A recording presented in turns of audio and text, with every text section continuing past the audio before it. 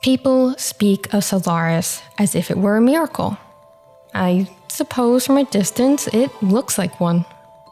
In the years following the doom, magic across Adria's reach became unreliable. The weave had not vanished entirely, but it no longer behaved like a stable foundation.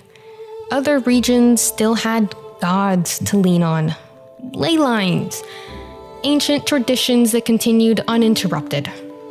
We did not. In the Reach, magic stopped being a promise and became a problem that demanded an answer. Solaris was that answer. It began as an attempt to stabilize what remained of magic.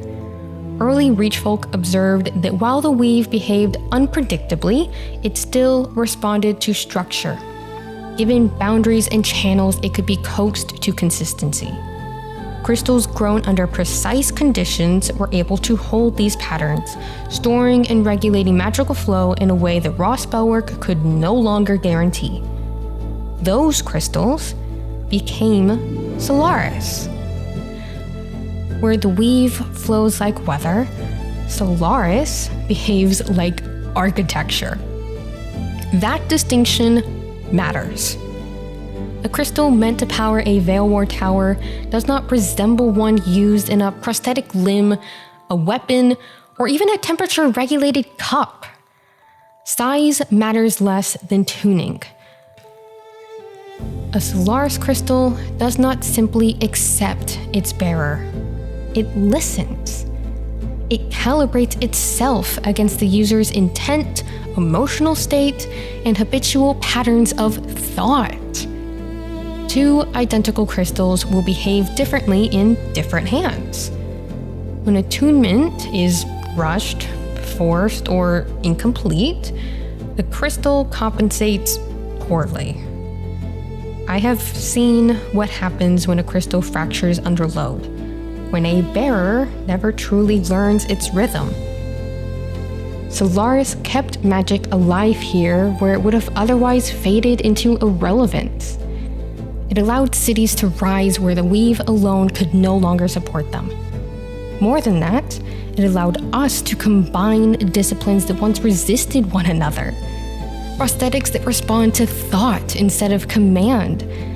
Weapons that adapt to their wielder instead of overriding them. Machinery that does not merely channel magic, but collaborates with it. Almirage exists because Solaris makes it possible.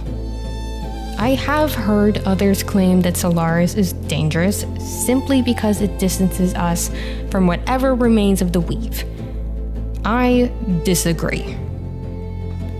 Without it, magic here would be a memory and superstition. We would resemble the Vexians across the ocean. Powerful in certain lights, but inelegant. Steam-driven machines choking the streets with noise and smog. Brute force replacing understanding. Effective in some ways, but ugly. Or we would look to the Vassians, where magic still flows freely. Too freely. But without anchor or restraint. Spellwork there is brilliant and dangerous in equal measure. Capable of wonder, incapable of consistency. Power without structure, beauty without safety. Chaos can be beneficial, but there is always the risk of unexpected collateral damage. Solaris was born from absence, yes, but more importantly, it was born from refusal. Refusal to let magic die. Refusal to accept fragility as fate. Refusal to abandon beauty simply because the world became unstable. We did not preserve magic by praying harder. We preserved it by understanding it.